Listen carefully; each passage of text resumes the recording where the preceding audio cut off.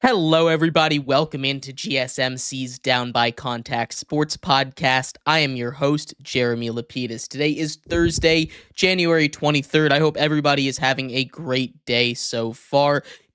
We have a huge show as always. We're going to get into all of the AP awards. The finalists have just been announced for the NFL awards. We're going to break down every single one and pick a winner for the 6 or 7 key awards that take place every single year during the NFL awards show. We'll also get into a little bit of NHL talk as the season is just about halfway done. We'll talk about what the big surprises and factors are heading into the back half of the NHL year. But before we get into any of that, remember, if you would like to be an even bigger part of the show than you already are, all you need to do is go to gsmcpodcast.net. Or if you are on YouTube, you can use that super chat feature. If you do either of those two things, a message should pop up on the bottom of the screen for you, me, and everybody else around the world to see. If you do have a burning question about sports, anything at all that you would like to ask, go and throw that in the comments. Throw it in the chat. I will get to it as soon as I possibly can. I appreciate everybody so much for sticking around, talking some sports with me here on a beautiful Thursday, January 23rd. But like I was saying, we are going to get into our first topic of the day, which has to do with those AP awards. This one, of course, the big one, the one that has lots of discussion surrounding it, the AP NFL MVP. And this one has a lot of factors going into it. Obviously, for each award, they nominate 5 people. So we're going to knock them off 5-1 for who's the most or least deserving. And of the 5 that were nominated for the list, the one that I can very confidently say is not going to win it or really stand much of a chance is Jared Goff. Jared Goff had a really good season. He helped lead the Lions to the most successful year in their franchise's history, a top 20 offense of all time.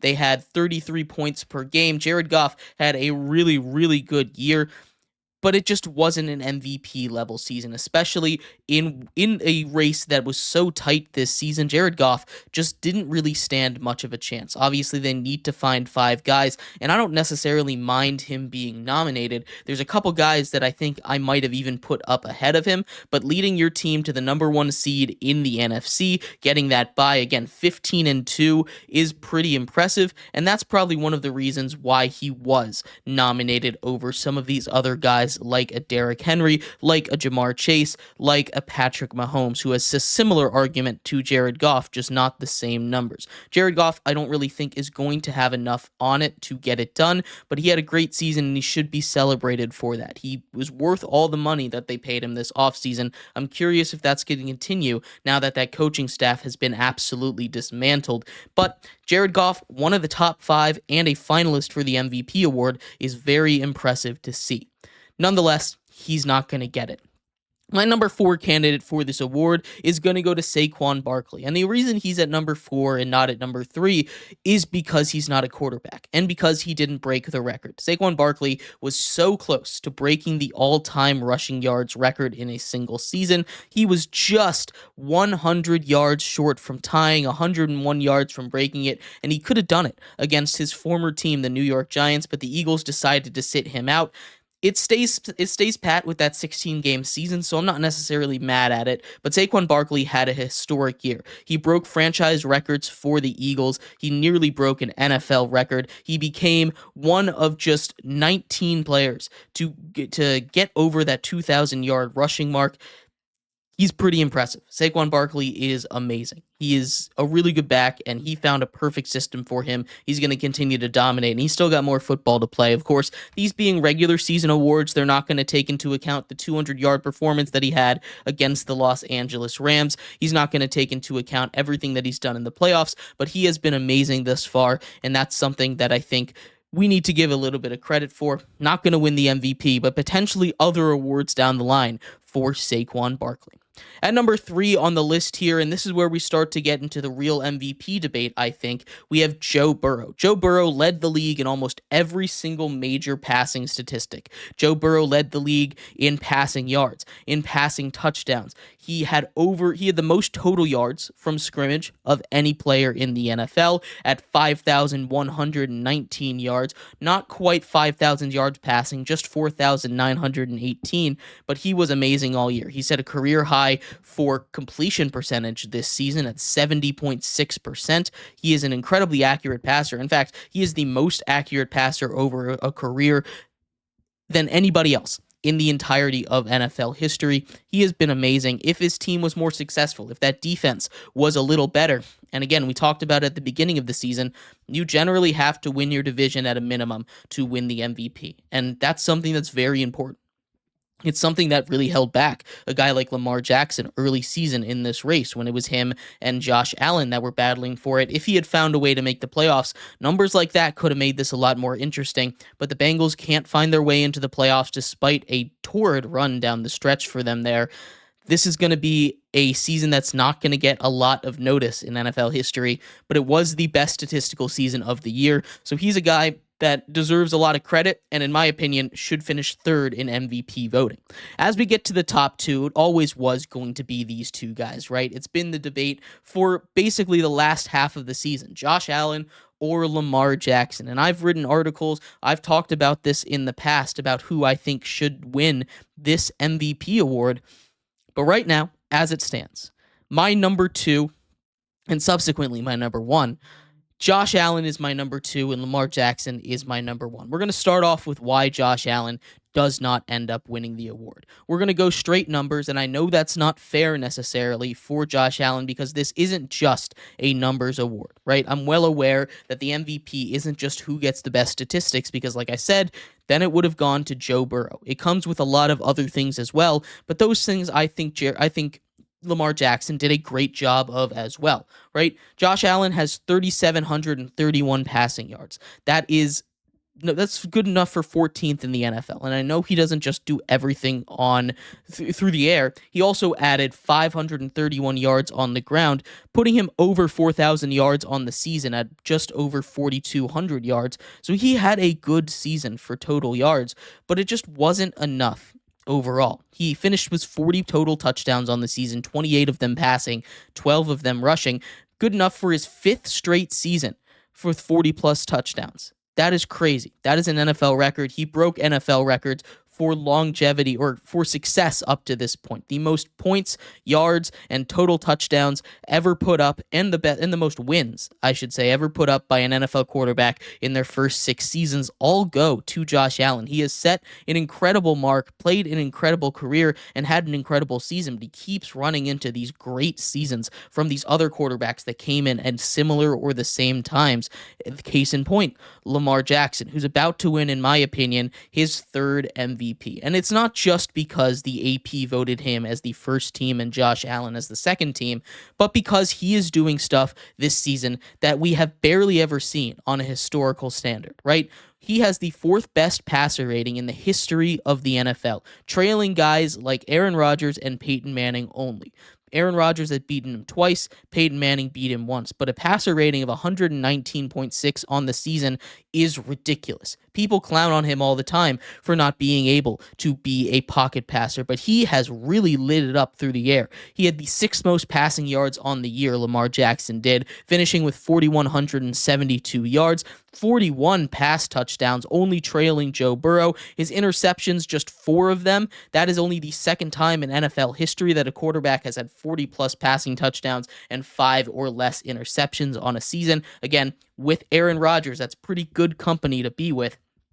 That is only trailing Justin Herbert for full-time starters in the NFL as far as interceptions go. And he tacked on nearly 1,000 yards on the ground, 915 yards, which is good for 20th best in the entire NFL. That is with a backfield that had Derrick Henry, who rushed for 1,900 yards on the season. That is a backfield that rushed for almost 3,000 yards, and if you count the playoff games, they rushed for 2,000 and 1,000 respectively. That is a crazy offense led by Lamar Jackson. They find a way to win that division. He finishes with 5,087 total yards on the season and 45 total touchdowns. That's ridiculous. That is crazy. That is not numbers that you expect a guy like Lamar Jackson to just be able to put up. I know he won the MVP last year, and it's been a bit since we had back-to-back MVPs, at least dating back to Aaron Rodgers back around COVID 2020, 2021. But this is a case where he absolutely deserves it. And I also think that Josh Allen deserves it. I think, honestly, we could go all the way down to a guy like Saquon Barkley, who could deserve the MVP this season. But it's just when you're going up against a guy who is making history, who is doing things that we have never seen before, who's doing things at a level that we have never seen before in Lamar Jackson, it's just a tough break you run into sometimes. And Josh Allen has played a career where he deserves an MVP, but that's not how the MVP award works at the end of the day. The MVP award goes to the most valuable player in a season. And people can bring up last season. They can say, oh, but Lamar Jackson's numbers weren't the best last season. You're right. His numbers weren't the best last season, but neither were Josh Allen's. Even though his numbers were better, Josh Allen this season, the reason he's in MVP conversations above everything else is that he let his interception numbers and turnover numbers dwindle to a near minimum. He only threw 6 interceptions on the season. That is by far his career best. He has always been a gunslinger. He's been a little more cautious this season, which is why his numbers aren't quite eye-popping like it is. And some of it's to his detriment, some of it isn't. But what he's done this season with the lack of a true number one receiver, with the lack of turnovers, is why he's in this conversation and why he wasn't in this conversation last year. Last year, we were talking about Christian McCaffrey. We were talking about Brock Purdy. We were talking about Dak Prescott, right? Josh Allen wasn't really entering into the conversation because he just turned the ball over too much. No one is doubting his talent, but this is just something that he is going to have to fight through. He's going to get an MVP at some point in his career, and if he doesn't, it's going to be because he keeps running into these historic seasons. He deserves it. If there's any year to give out a co-MVP, it's this one. But the AP has changed up the way that they do voting. It's not just you get one vote for MVP, it's ranked choice voting now. You get first place, second place, third place, fourth place, fifth place, right? You get to vote for those guys. And then you just get points off of that, right? It definitely changes the way that it works. So it's going to be a lot harder to get co-MVPs. But if it ever happens, this is the year that it deserves to happen. I don't see it happening, though, because like I said, the AP's already voted on this kind of thing already. Not necessarily, but for that AP All-Pro first team and second team, they went with Lamar Jackson over Josh Allen, and I don't blame them. I'm taking Lamar Jackson over Josh Allen every single time this year. And it just sucks that Josh Allen, who is an amazing quarterback, has to go against history every single time he's up for this award. But let me know what your thoughts are. Who do you have as your MVP? I'd love to hear your thoughts. We're going to take a quick break. When we come back, we turn our attention to the race that I think is the most interesting outside of the MVP, the coach of the year. There are so many deserving candidates. There are so many guys out there that I think could win this award. We'll talk about who I have winning it, why I have them winning it, and why I think all 4 or 5 of these guys could deserve to win this award this season. We'll be right back here on GSMC's Down by Contact Sports Podcast. I feel like I'm losing my mind. Is everybody in the world blind? Please, Lord, give me a sign, a sign. I feel like I'm losing my mind. Is everybody in the world blind? Please, Lord, give me a sign, a sign. I wanna be the greatest. Everybody on the fake shit. I look around and feel like everybody is the fakest. I make this every day and I'm impatient. Hoping one day I'll blow up from the basement. Statement, the top is so vacant. I don't hear shit that I think is amazing. Waiting for my day when I'm playing. Sold out shows for 1,000 faces. Hey, give me that crown. Get in my way and to be put down. It ain't your place, all this my town. If I want that shit, then I'll get it right now. I'm losing it, the news it fits. I'm losing shit, a stupid myth. You choose to live or choose to dip. You choose to fight or lose your grip and lose a gift. Oh. I feel like I'm losing my mind. Is everybody in the world blind? Please, Lord, give me a sign, a sign. I feel like I'm losing my mind. Is everybody in the world blind?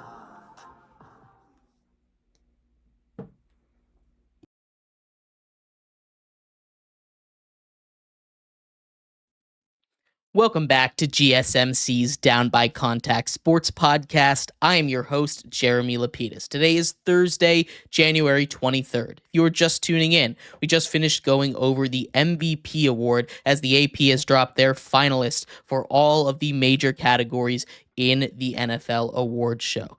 Before we get into that, though, in this segment, we are going to go into our Coach of the Year talk. This is one of the more interesting awards, I think. I think this award is the one that is the second most intriguing after the MVP award. We're going to get to that in just a second. Before we do, though, remember, if you would like to be an even bigger part of the show than you already are, all you need to do is go to gsmcpodcast.net. Or if you are on YouTube, you can use that super chat feature.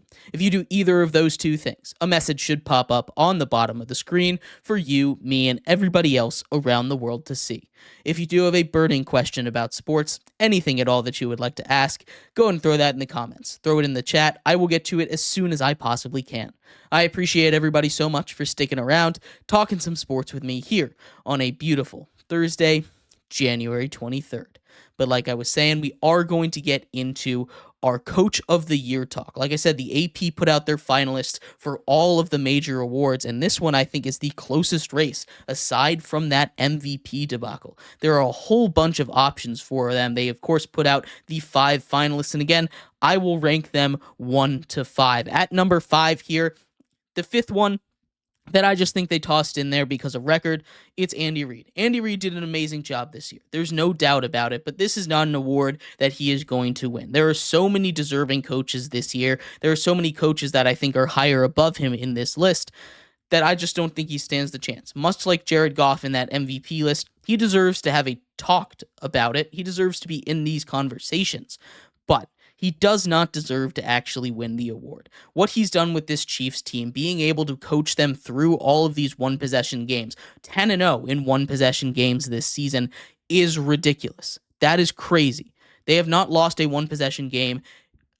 They have not lost a one-possession game in almost 2 years. It's crazy how good they are in these one-possession moments, and that is due to discipline. It's due to coaching. It's not due to devil magic or anything. It's due to what Andy Reid and that coaching staff is able to instill in this uber-talented team with an uber-talented quarterback, and because of that, Andy Reid always deserves to be in conversations for Coach of the Year, but there are so many great options out there that turn teams around that shouldn't have been in the playoffs, that were in the playoffs, or did better than anybody expected them to. It's insane how many great coaching performances there were this year, but Andy Reid finds himself at number 5 on my list. At number 4 on the list, the next finalist that is still in there is Sean Payton. Sean Payton did an excellent job with the Broncos this season. He turned Bo Nix into a star. He turned Bo Nix into a guy that's getting Rookie of the Year votes, finished as a finalist over there, and we'll get to that later on in our show. But what Sean Payton was able to do with this team is impressive, right? This is a Broncos team that was expected to win 5.5 games. That was the line that was set for them at the beginning of the year. This was a team that I thought was going to finish with 5 wins at the beginning of the season because I did not believe in Bo Nix. But what Sean Payton was able to do with that team, mostly with the defense and the defensive turnaround, which is why I don't put Sean Payton higher up on this list, because what he was able to do with this team, get them to the playoffs after what they've gone through with Russell Wilson, how much money they owe him, and how they've done that turnaround, basically $70 million in the hole, is very impressive to see. That's not something that just any coach can do, and Sean Payton deserves all the props. He's a guy that I think if he won, would deserve it. Really, any of the top 4 guys on this list, I think, would deserve the award if they won the Coach of the Year. But Sean Payton, I don't think, deserves the most credit in Denver. I think the defense and the defensive coaching deserves the most credit in Denver rather than Sean Payton. Again, Sean Payton did a great job, an excellent job with this team, but I'd give it more to the defensive coordinator, who deserves a lot more props for this, because overall, that offense, their ranks, they were very similar to last season. They were doing a lot of the same things. Bo Nix and Russell Wilson are basically the same quarterback. It's just one got stuck with a bad defense in Denver and one got gifted a good defense in Denver. So overall, they both deserve it. I just think that Sean Payton is the least deserving of the coaches that could deserve to win Coach of the Year this season. At number 3, it's Dan Campbell. And Dan Campbell is a guy that I think deserved to win it last year. I don't know why he didn't. I don't know why Kevin Stefanski did over him. I understand the hardships that the Browns had to go through to make the playoffs, finish 11-6, but I think what he had done in Detroit deserved a little bit more of attention than he got last year. Unfortunately, despite coaching the Lions to definitively their best record, their best season in the history of that organization, Dan Campbell is not going to get the award this year. They finished 15-2, the number 1 seed in the NFC. They had to deal with by far the most injuries. They had to lose basically their entire defense, but Dan Campbell was able to keep this team afloat. This team and this Lions team kept fighting. They kept winning games. They only lost 2 times in the regular season. And that is awesome to see, right? This is a Lions team that is incredible. This is a Lions team that deserves all the credit it can possibly be given. But at the end of the day, there's 2 coaching candidates that I think deserve this award just a little bit more than Dan Campbell does, despite the job that he and that Lions team did.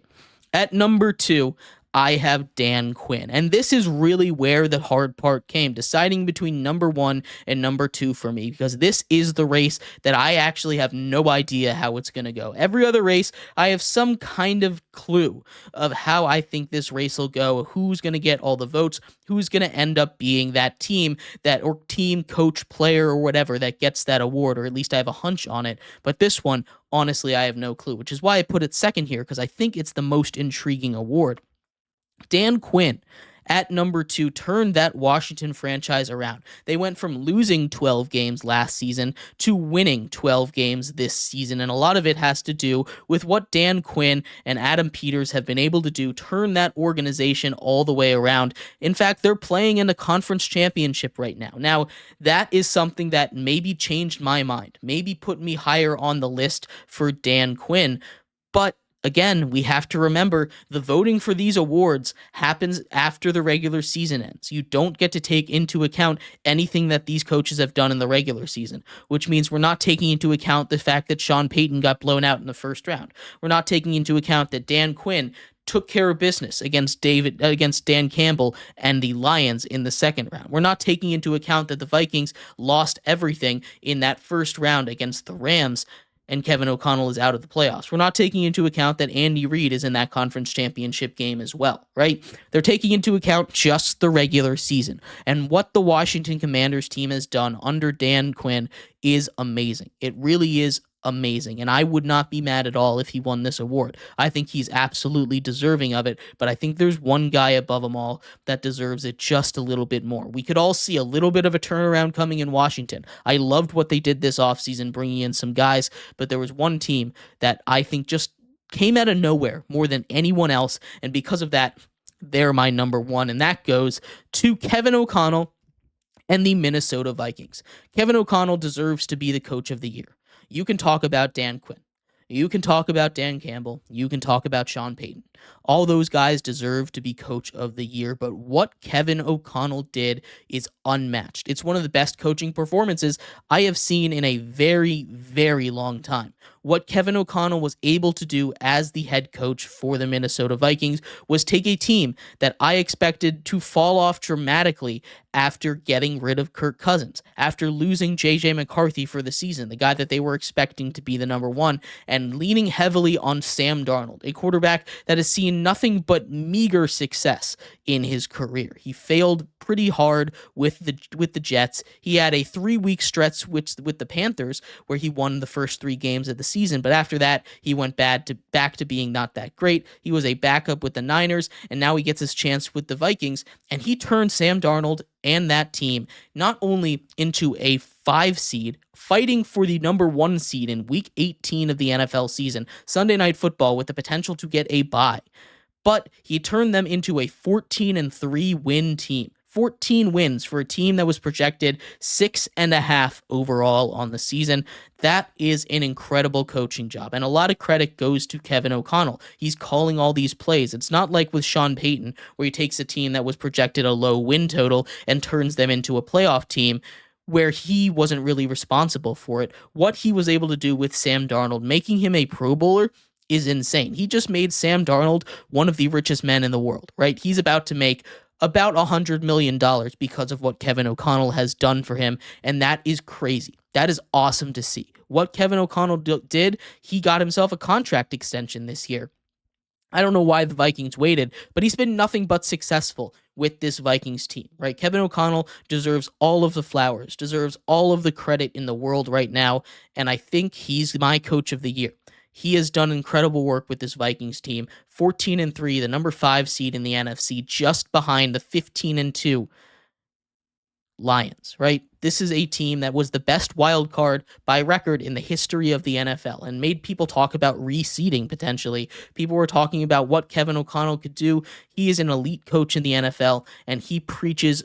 He just is an amazing coach, right? And he deserves this award. He is my guy. Kevin O'Connell is the one that I think wins the NFL Coach of the Year this year. But let me know what your thoughts. Like I said, I think 4 of these guys, my top 4, all deserve a chance to win this award, and I would not be mad, especially if Dan Quinn wins as well. I completely understand that argument, but let me know what your thoughts are. I'd love to hear them. We're going to take a quick break here. When we come back, we turn our attention over to the Offensive Player of the Year and the Defensive Player of the Year awards, as well as some Comeback Player of the Year mentions in there as well. We'll be right back here on GSMC's Down by Contact Sports Podcast.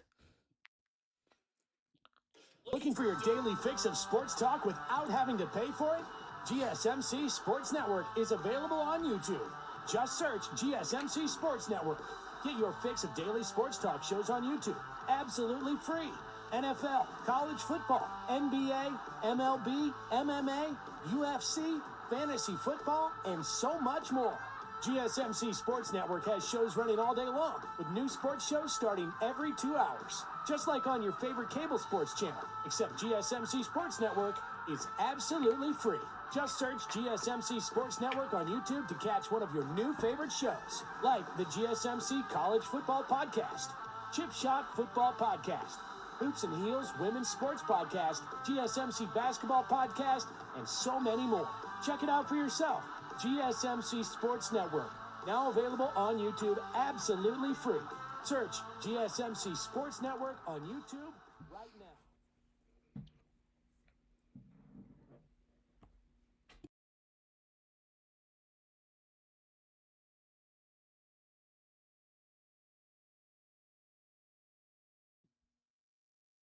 Welcome back to GSMC's Down by Contact Sports Podcast. I am your host, Jeremy Lapidus. Today is Thursday, January 23rd. If you were just tuning in, we just finished going over the Coach of the Year award, one of the awards that I expect to be one of the more competitive ones this awards season. In this segment, we turn our attention to the other 2 big awards for the non-rookies, the offensive and defensive players of the year. But before we get into those, remember, if you would like to be an even bigger part of the show than you already are, all you need to do is go to gsmcpodcast.net. Or if you are on YouTube, you can use that super chat feature. If you do either of those 2 things, a message should pop up on the bottom of the screen for you, me, and everybody else around the world to see. If you do have a burning question about sports, anything at all that you would like to ask, go ahead and throw that in the comments. Throw it in the chat. I will get to it as soon as I possibly can. I appreciate everybody so much for sticking around, talking some sports with me here on a beautiful Thursday, January 23rd. But like I was saying, we are going to get into our third segment of the day here, the Offensive and Defensive Player of the Year awards. And this one is super interesting, especially on the Defensive Player of the Year side of the ball. So we're going to start off with the offensive side because there's a lot of great cases for a lot of great players, but I think we kind of have an idea of where this is going to go. Although you could talk me into a lot of different options with a lot of these different players. So starting off at number 5. At number 5 on this list, I'm going to go with Derrick Henry. Derrick Henry had an amazing season. He's tied for the most rushing touchdowns in the regular season with James Cook at 16. He had 1,900 rushing yards, so close to the 2,000-yard mark that he would have been a 2-timer in because he did that back in Tennessee as well. Lots and lots of greatness from Derrick Henry and the Ravens. but I just don't really see him winning this Offensive Player of the Year award. There were just so many great performances from a lot of other offensive players, and because of that, I just don't see it happening. At number 4, I have Joe Burrow. Joe Burrow, again, is just a little bit back in this race. He's a little bit further back in this race because he's not going to win the MVP, and there is, in my opinion, an MVP ahead of him in this race. There's 2 MVP candidates ahead of him in this race, and Joe Burrow put up the numbers. He put up the numbers to be the Offensive Player of the Year, which I think might get him a little bit further in this race, but because you're comparing quarterback to quarterback, I'm going to put Lamar Jackson just slightly ahead of him at number 3. Joe Burrow, like we went over in his stats, had the best ones in all of football at the quarterback position, but Lamar Jackson put up the 4th best offensive passing season in the history of the NFL if you go by passer rating, right? This is a crazy successful season by Lamar Jackson. He had 5,000 total yards. He had 45 total touchdowns, which just edges out Joe Burrow's. This is an elite season from Lamar Jackson, but there are 2 guys ahead of him for this award that I just can't see it going to a quarterback because they had such incredible seasons. And this is where I started to think about it, right? Coming into this award, it might be a no-brainer. Saquon Barkley should win this award, right? Saquon Barkley should win it because he was doing everything you want a running back to do. But the more I sat here and the more I thought about it, and the more I looked at the numbers, and the more I looked at the history books and everything, I put Saquon Barkley at number 2 to win this award. Saquon Barkley is my 2nd place Offensive Player of the Year award because he has a good shot to win it. And I would not be mad if he did, but he would be a lock to win this award. It would be a 100% chance that Saquon Barkley wins this award if he breaks that rushing title. He falls just 101 yards short of setting a new NFL record. And because of that, I'm not convinced he's going to win this award. And that's unfair because he still had a 2,000-yard rushing season. He still had an amazing year, and he deserves all the credit for it. But again, much like that MVP talk, he ran into just an absolute bulldozer of a season, of an offensive season from another player, a player who became just the 6th member of an exclusive club this season. And at number 1 for my Offensive Player of the Year award, the guy that I have winning it, it's Ja'Marr Chase. Ja'Marr Chase became the 6th wide receiver in NFL history to become a Triple Crown winner, over 1,700 yards on the season. He had 17 touchdowns, a Bengals record and a tied Bengals record. He had the most catches on the year as well. He is incredible.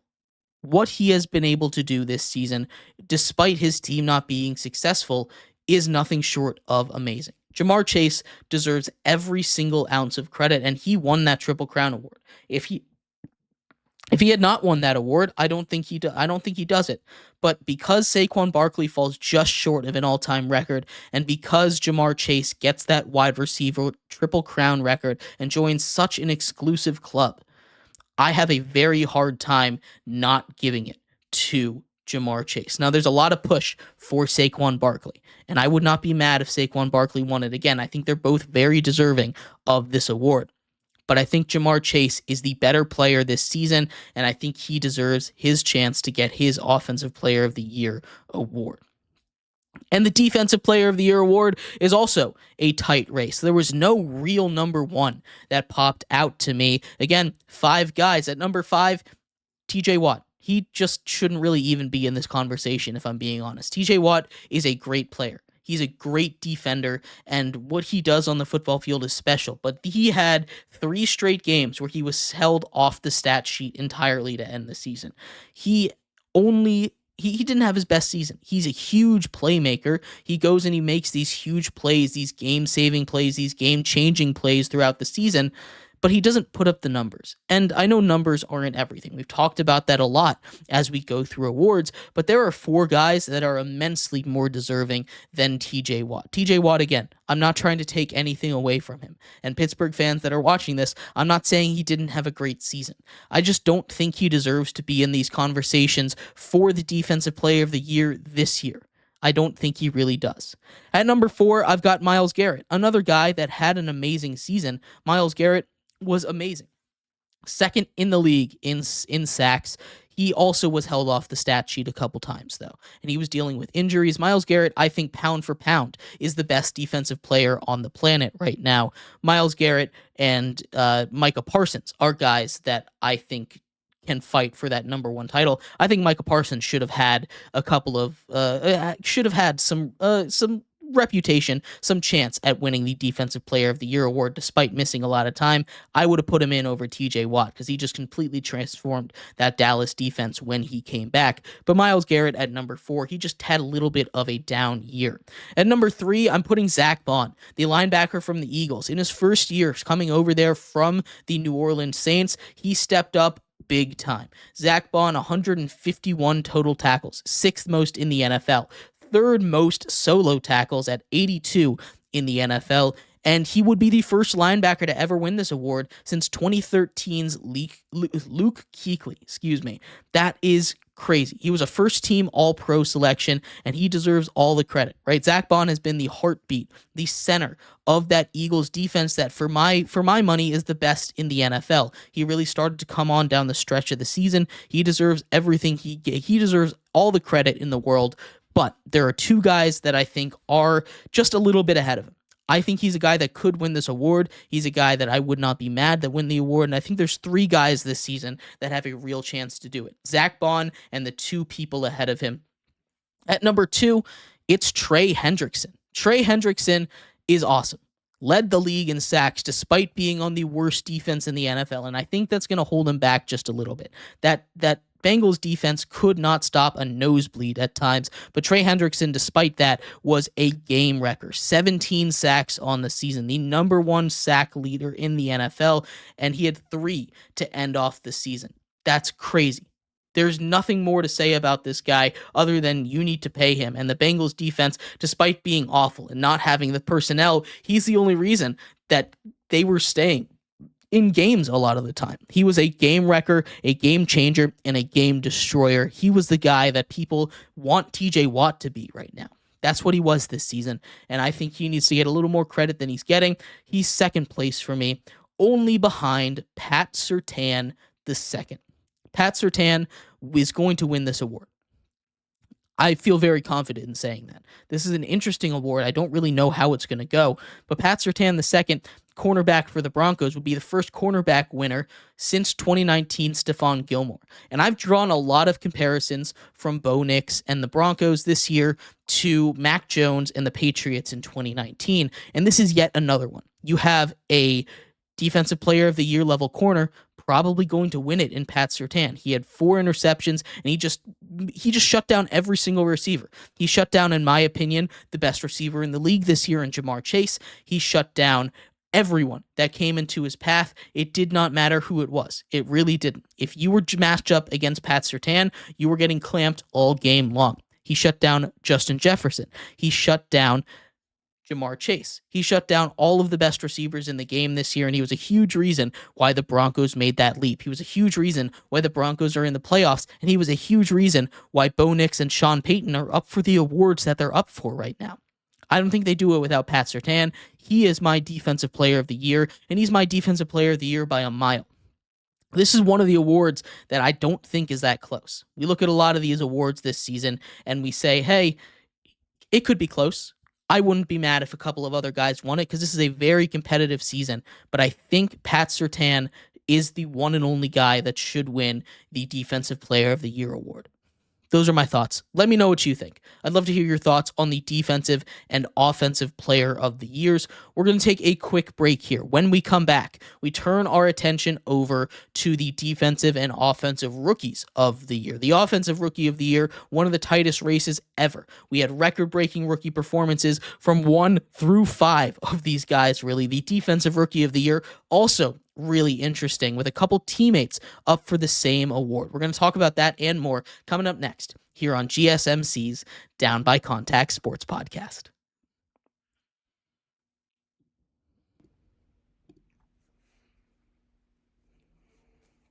For the best and latest podcasts available anywhere, go to the podcast app on your cell phone and type in GSMC to access free content-rich podcasts on health and wellness, book reviews, sports, entertainment, relationships, social media, movies, technology, finance, and even weird news. Subscribe and download the GSMC Podcast Network's family of shows, available everywhere podcasts are found.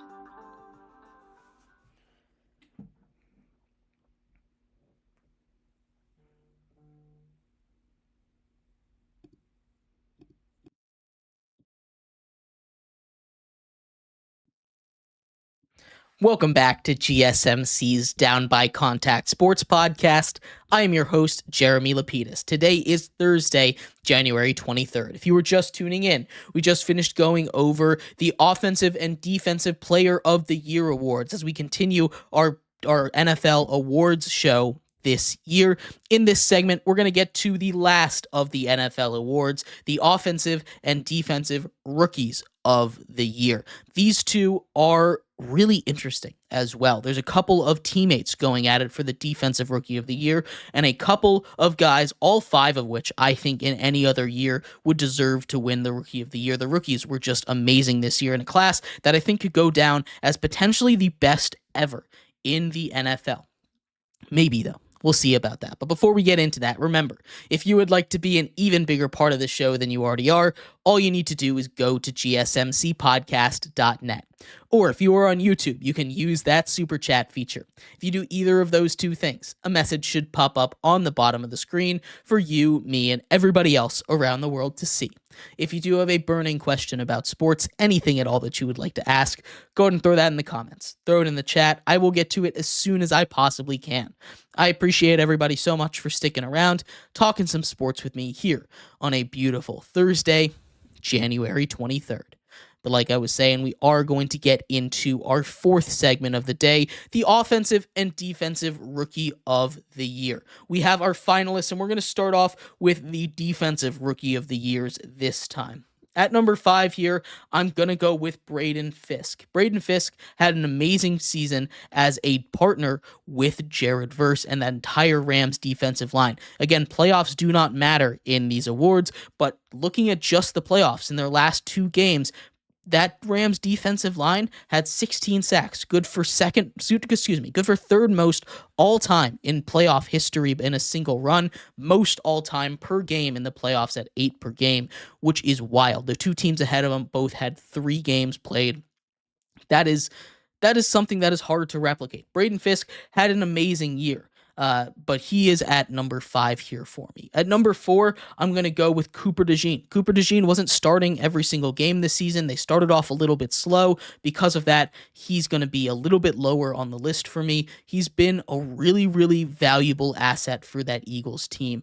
Overall, I don't think this race is super close. Quinyon Mitchell, his teammate, I think is a little bit higher above him in these rankings for a reason. I think he had a better season overall. And I think if it's going to happen this year where a corner gets it done, it's been a long time, but I think this is the one.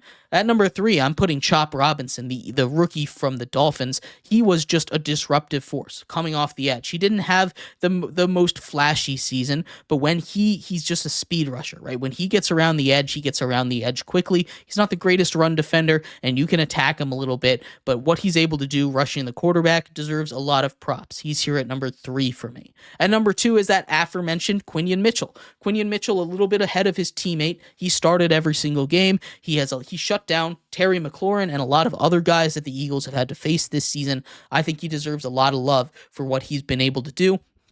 And because of that, Quinyon Mitchell is at number 2. But at number 1, and the runaway favorite for me, is Jared Verse. Jared Verse is the Defensive Rookie of the Year. He's the guy that I think ran away with this award. The rookie out of Florida State with his teammate Braden Fisk, who's also up for this award, just dominated this season. He is a beast, and the Rams built an absolute masterclass of a defensive line, right? Losing one of the best defenders in the history of the NFL, losing Aaron Donald, they're able to replicate him in the aggregate like that. It's incredibly impressive. It's not something that I expected them to be able to do so quickly and so effectively, but they have, and they have the Defensive Rookie of the Year, Jared Verse, to thank for that.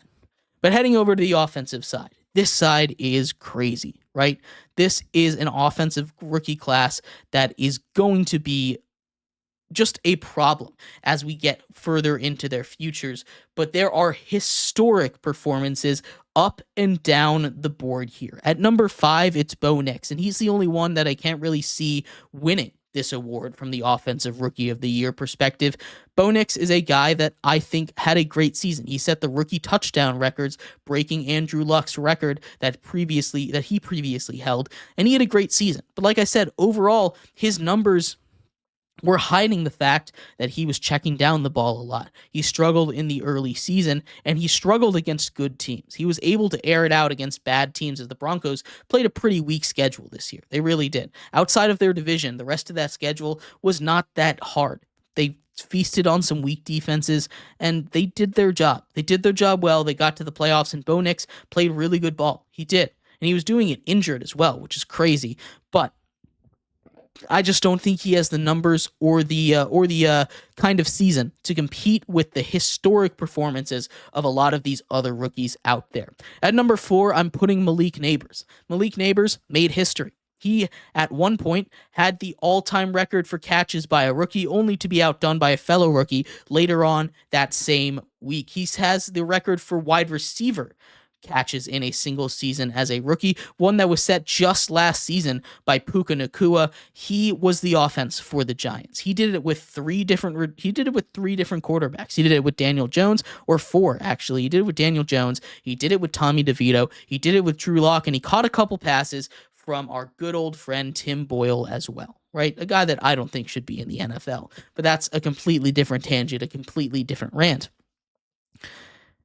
Malik Nabers was awesome, and he's going to be an elite receiver going further into the future, but he just doesn't have that. He just doesn't have the numbers. Missed a couple games. His season could have been even bigger if he didn't miss 3 games with a concussion early in the middle of that season.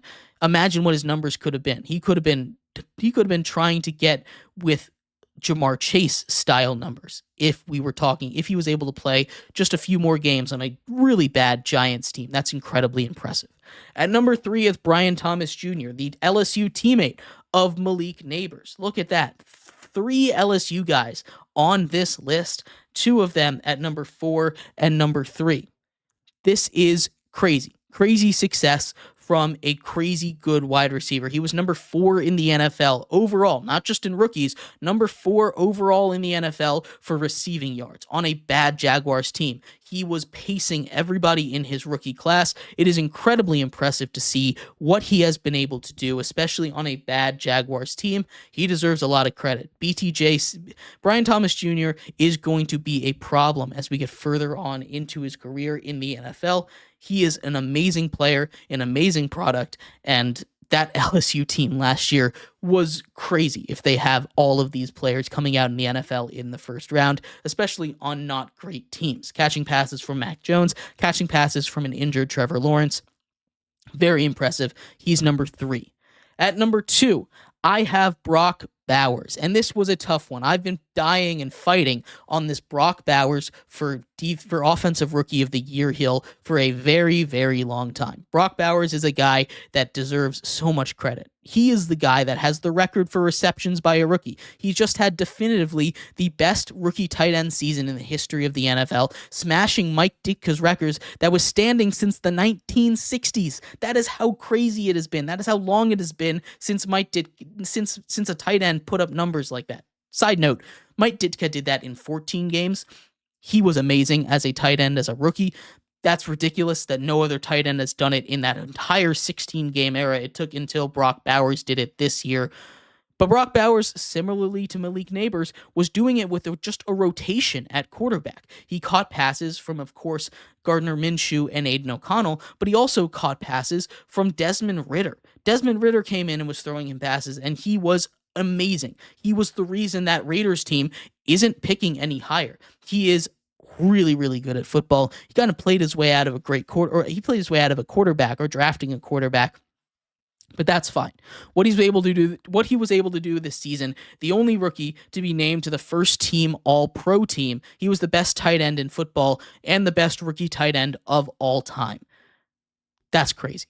Brock Bowers is at number 2, and he probably should deserve a little more credit for this award, but he just happened to run into Jaden Daniels. This has happened 2 years in a row now. Records have been smashed by a wide receiver or a tight end, and a quarterback swoops in with one of the best rookie seasons we've ever seen and snatches the award away from him. Puka was last year getting snatched away by CJ Stroud, and now Jaden Daniels come in out of LSU and becomes the savior for Washington football. No one has been able to do what he has been able to do in this time period in over 20 years in the NFL.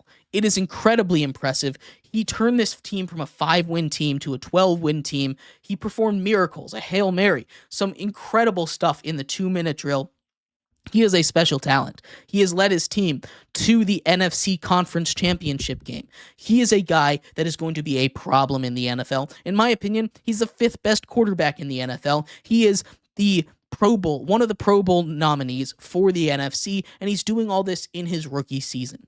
Jaden Daniels is amazing. Jaden Daniels is the rookie of the year, and I don't think it's that close, despite all of the historic performances being put on by rookies around the league this year, especially on the offensive side of the ball. It's insane. Every single one of these guys in the rookie class deserved a little bit more credit because, like I said, I think this might be the best rookie class in the history of the NFL, offensive and defensive side included. It's crazy how talented this rookie class was. But let me know what your thoughts are real quick before we move on. The Comeback Player of the Year award is a little bit interesting as well. The Comeback Player of the Year award is something that has been pushed to the back burner because it's a weird award, right? The 5 nominees for this one, Damar Hamlin at number 5, he's just on there because he didn't win it last year. He didn't come back from anything this year, and while he's a great story, he doesn't deserve to win it this year. He should have won it last year over Joe Flacco, and that I will die on, but instead, he's here at number 5. He's a guy that's probably going to get these nominated for this award, I will say, for a very, very long time, but he's not going to win it. At number 4, Christian Gonzalez, one of the best corners in the NFL, playing that star position, just traveling around with the best receiver on New England. He's done a really good job on a really bad defense, and I think he deserves a lot of credit. At number 3, Sam Darnold. I think these top 3 guys all deserve a little bit of credit for winning, for a potential to win this award. Sam Darnold came out of nowhere.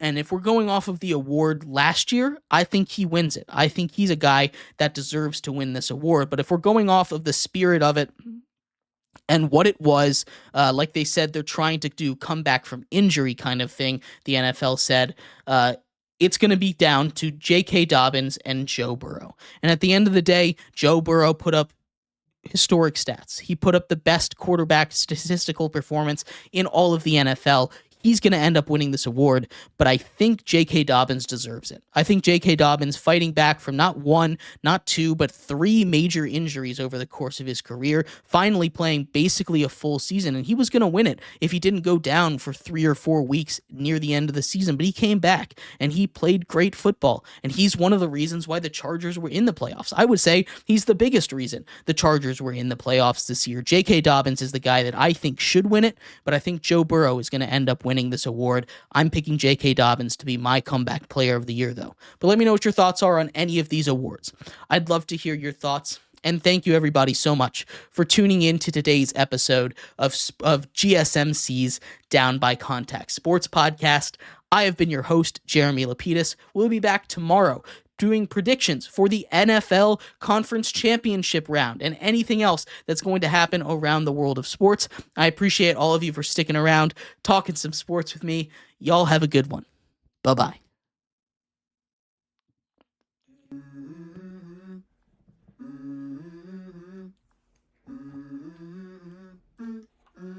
Let's go. I wake up to a little bit of drool on my pillow, feel like it's gonna be a bad day. Yeah, I'm tired of shit, and the coffee ain't hit yet, damn, ain't that great. I don't wanna go